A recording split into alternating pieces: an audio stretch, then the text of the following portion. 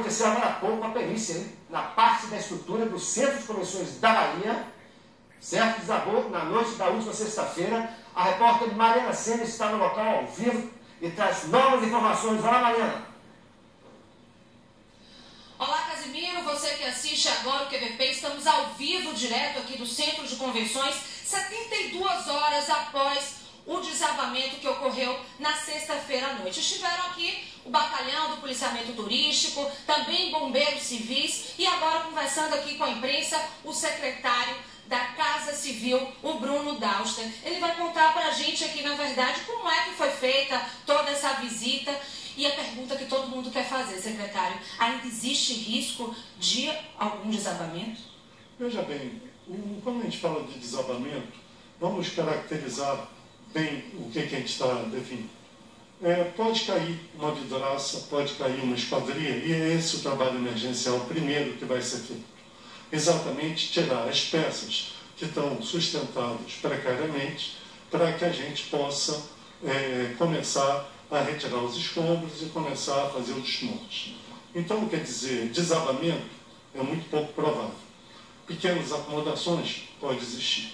Agora, a estrutura principal, a partir do nível 41, que está apoiada nas torres de concreto e que está apoiada nessa estrutura aérea, com essas vigas vermelhas que nós estamos vendo, não tem nenhum risco de colapso. Existe algum plano agora, a partir de agora?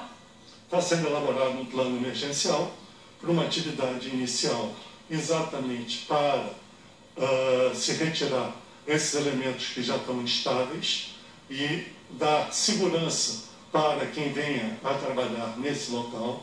E a partir daí, no segundo momento, será feito o plano de desmonte e progressivamente vai se desmontar todo esse centro de convenções. O senhor estava conversando aqui que, na verdade, o que a gente vê aqui é que essa parte logo da frente caiu, mas também, na verdade, o senhor estava falando que até as escadas rolantes também tiveram impacto. Tudo que estava apoiado no nível 33 e as escadas rolantes estavam, se o piso caiu, o que estava apoiado no piso caiu junto. Secretário, o que a gente se pergunta, assim, de uma forma leiga, né, é que uma estrutura dessa, próximo do mar, de repente sofre também ação aí do salitre. Esse centro de convenções construído aqui, esse era um lugar ideal mesmo? Eu não gosto de assumir a postura de criticar o que já está feito. Esse centro de convenções teve uma vida útil de 27 anos, foi importante para a Bahia em vários momentos. É discutível construir um centro de convenções com estrutura metálica no ponto que tem maior salinidade em toda a região Nordeste e no Brasil. Eu acho discutível, mas eu não quero aproveitar de um sinistro para fazer uma crítica à construção desse centro de convenções. O centro de convenções aqui do Costa Azul vai ser demolido? Vai.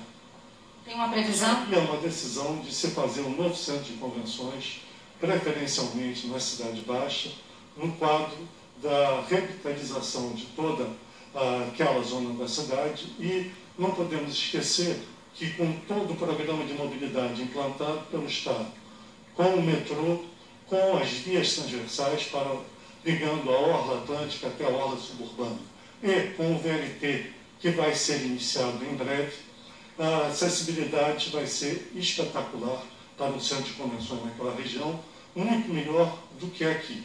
E os hotéis que tem próximos ao atual centro de convenções aqui da Boca do Rio, vamos estar, no máximo, a 15 minutos da Cidade Baixa, por exemplo, pela Via Expressa.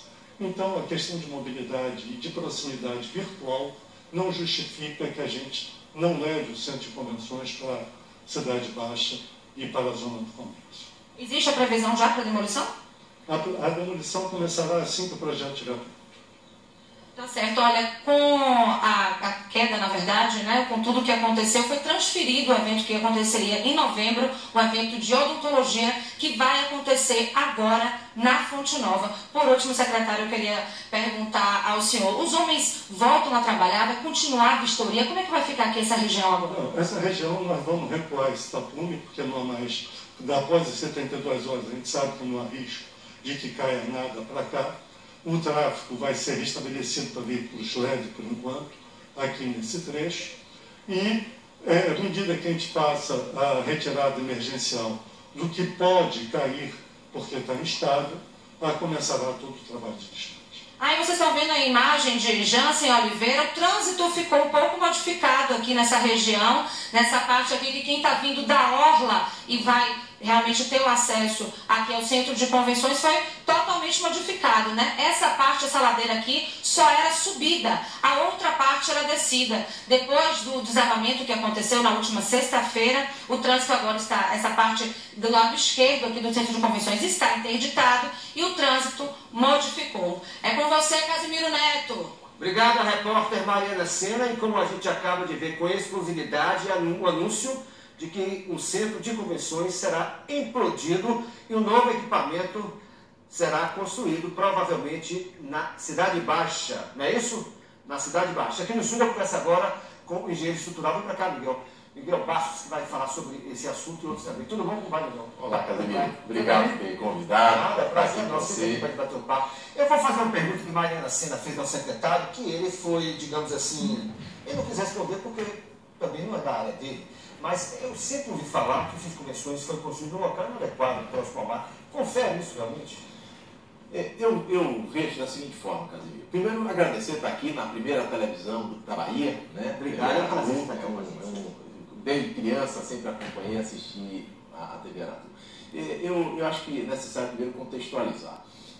Nós estamos tratando hoje de algumas obras que são entendidas como de influência da era moderna, como se obras da Idade Antiga. Ou seja, as obras da Idade Antiga eram muito robustas.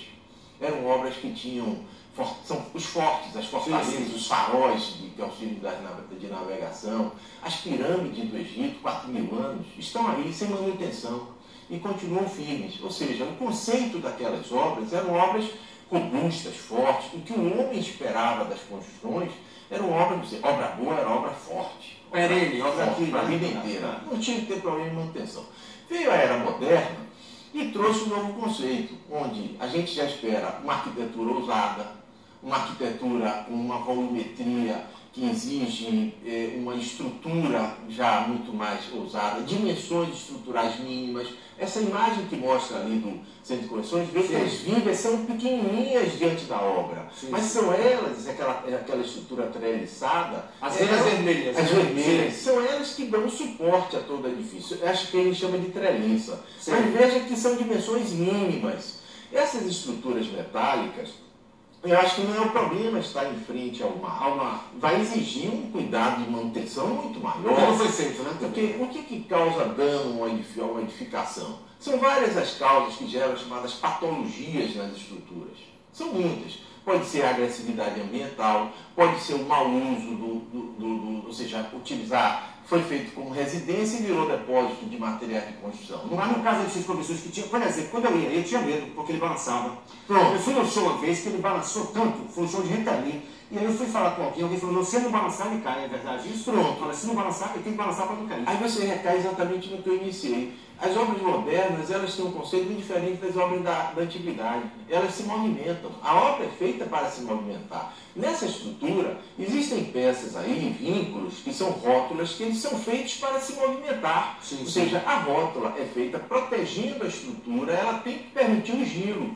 Existem peças aí que permitem, são carrinhos na base da edificação. Imagine, o sol está ali incidido sobre essa estrutura. Ele dilata. Esse prédio, em um determinado horário do dia, às 3 horas da tarde, ele é maior do que às 3 da manhã. Por causa do sol? Do sol. O sol dilata, eu acho. E se você não permitir que a estrutura caminhe, que ela ande, ela se movimente, claro, são movimentos pequenos, mas importantes para nós da engenharia.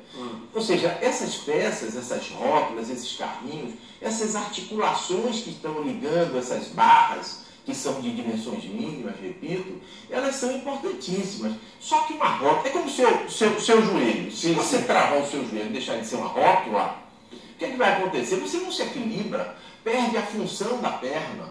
A perna só funciona se a rótula, joelho, permitir o giro. Flexível, né? Ora, se você não dá a manutenção adequada, o que vai acontecer? O que era antes rotulado fica engessado, fica o que a gente chama de engaste, um vínculo rígido. Mas, por exemplo, o centro de convenções poderia continuar funcionando Aí vem uma questão Não é porque que a gente chama de segurança psicológica. As obras, a legislação, a ABNT e a engenharia pensa da seguinte forma: a obra tem que ser segura, de fato, tem que não cair, claro, mas ela precisa passar também uma segurança psicológica ao usuário, porque o usuário não necessariamente é engenheiro, a maioria dos usuários não são da área. Então, se a obra não parecer ser segura, ela não presta. eu tive a sensação de segurança, mais ao vivo aí com o Super Drone, o comandante Rafael aí controlando o Super Drone, aqui no estúdio eu converso com o Miguel Bastos, que é engenheiro, o assunto é centro de convenções, certo?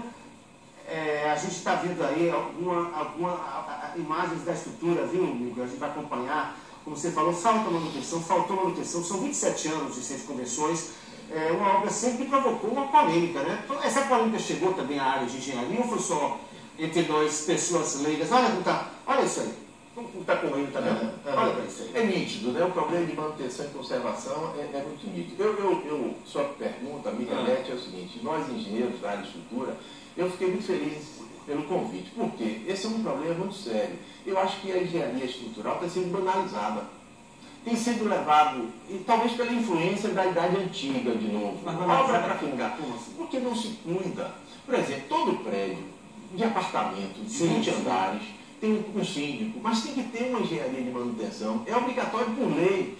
Como não existe, o prédio desabe, a culpa foi de quem? Ninguém sabe. E tem até, você tá falando de um assunto importante, tem um prédio eu sou de um prédio, por exemplo, que um morador do último andar ia fazer uma obra e foi proibido, porque se chamou engenheiro, e ele falou que iria comprometer a estrutura do prédio. Pois é, que poderia realmente trabalhar. Um prédio bem construído. É difícil, né? Um buraco ali, assim, a oxidação. Pois é, o estado avançado de patologias, são patologias, eu diria assim, uma obra pode ter problemas patológicos que precisam de reparos, mas não pode se deixar uma edificação chegar no estado de ruína. O que é o estado de ruína? Quando não há mais viabilidade de seu reparo. É uma obra que você vai deixar algo anônimo mesmo. Dá até medo ver essas imagens aí, dá até medo, porque são imagens inéditas. Ninguém nunca mostrou, ninguém nunca chegou tão perto dessa situação. Buracos, enfim, essa estrutura de treliça, como você falou, totalmente corroída. O que evidencia que não há, o que é manutenção? Você tem uma grade, por exemplo, temos uma casa em Itaparica. Em Itaparica, você tem que, por fora, você tem que lixar a grade, pintar todo ano, óxido de produtos que sejam anticorrosivos, para depois pintar. A pintura não tem função só estética. Ela tem uma função de proteção, como a pele. De preservação. Se você arrancar a pele, que é o nosso órgão maior do corpo, você morre em poucas horas, porque a função da pele é proteger das intempéries, da agressividade do ambiente. A pintura não é só estética. Claro, ela também embeleza, deixa a obra bonita, mas ela tem uma função de proteger. Ora, se a edificação não tem esses cuidados de manutenção, que envolve tratamento da estrutura, anticorrosivos, pintura, limpeza, porque a conservação é um ato de limpeza, limpar é um ato de conservar, mas limpar é importante, porque se você deixar muito acúmulo de impureza, vira mais agressivo, né? Ou seja, imagine na porta da praia, onde você tem uma salinidade altíssima, o sal se deposita naqueles vincos, aí eu vou voltar às rótulas, se deposita naquelas entranhas das rótulas, com o sal você acumula água, gerando uma espécie de catalisador, acelerando o processo de oxidação. Ora, a oxidação, portanto, é potencializada nesses cantinhos. A gente vê a oxidação nas peças principais e, quiçá, nas ligações. Eu quero voltar um pouco, eu lhe cortei, mas vou voltar porque eu fico ligado. Você falou da banalização do engenheiro estrutural. Essa banalização passa por onde? Por exemplo, faltou a presença mais constante, mais forte de engenheiro estrutural aí nos seus comissões, para ficar atento a esses detalhes que está explicando aqui no BNP, por exemplo? Eu acho que tem vários fatores. O primeiro deles é que país subdesenvolvido. O Brasil não podemos ainda classificá-lo como um país desenvolvido. Então nós estamos muito mais preocupados em fazer do que conservar. Então há uma preocupação em comprar um carro, depois pensa como conservar. Né? Então a edificação ela é construída, tá? Bom é construir, bom é ter. E o segundo passo é os poderes de controle, aí nesse caso eu tenho que remeter também ao CREA, tem que atuar firmemente para valorizar o papel do profissional. Você não compra um remédio de tarja preta sem uma receita médica. Senão o farmacêutico pode até ser preso. Mas você constrói uma obra sem engenheiro estrutural, sem projeto, sequer projeto, Casemiro. Ou seja, é isso que eu chamo de banalização.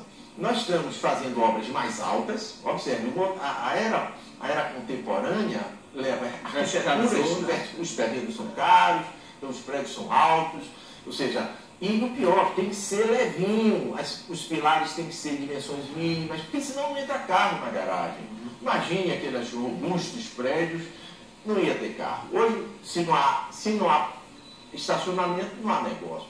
Enfim, a gente está ousando com a arquitetura, ousando com a engenharia estrutural e banalizando o princípio do projeto e da manutenção. Eu vou transferir, vou nos seus convenções para aquelas pessoas que têm suas casas, principalmente pessoas que que não têm dinheiro para contratar um engenheiro, por exemplo, e que tem sua casa, e muitas vezes em área de risco, e você sabe que bate laje, enfim.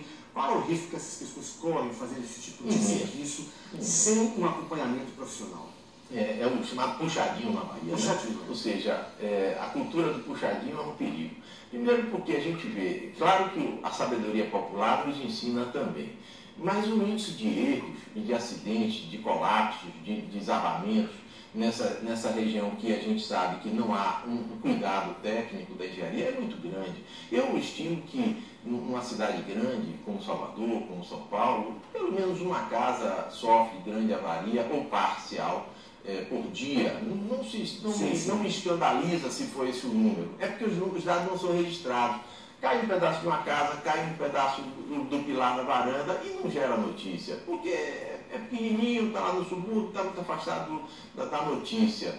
Ou seja, qual é a causa disso? Falta de orientação técnica. Claro, é caro para a pessoa construir isso, mas as escolas de engenharia e arquitetura estão já fazendo esse trabalho. Talvez não chegue. Né? Uma das escolas que eu trabalho, por exemplo, ela tem um escritório que vai lá orientar o processo construtivo da pessoa mais pobre, que não pode. São estudantes orientados por professores que fazem isso. Nessa escola?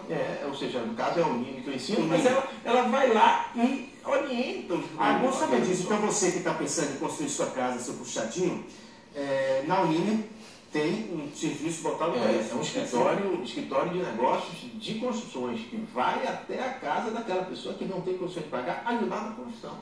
E isso é muito importante e precisa ser desenvolvido. Agora, Miguel, a gente mostra muito aqui no TVP, por exemplo, minha câmera é essa, a gente mostra muito aqui no TVP casas rachadas e as pessoas desesperadas. É um risco morar na casa com rachaduras, por exemplo? Eu sei que a pergunta parece um pouco simples, mas não, porque a gente mostra muito aqui realmente. Pessoas que falam, a casa está rachada e tudo mais.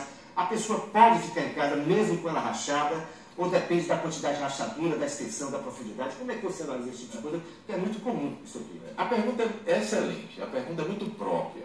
Aí eu vou voltar primeiro. As obras hoje, por serem de dimensões mínimas, pode pegar um prédio de 40 andares, as dimensões são mínimas. E o construtor quer fazer com menor custo. Então tem que ser peças mínimas.